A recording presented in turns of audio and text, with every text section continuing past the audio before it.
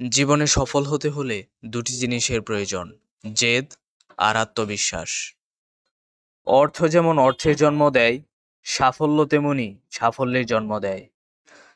কাজ শুরু করাই হলো সাফল্যের মূল চাবিকাঠি।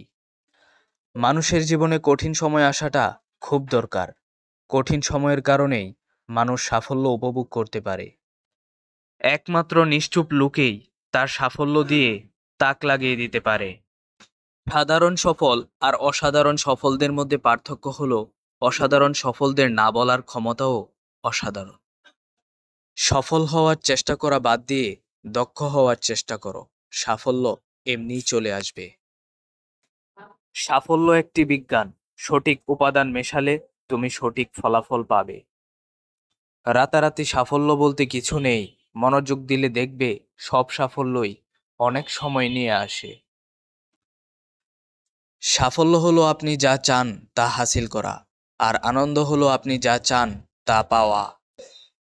সংশয় যেখানে থাকে সাফল্য সেখানে ধীর পদক্ষেপে আসে।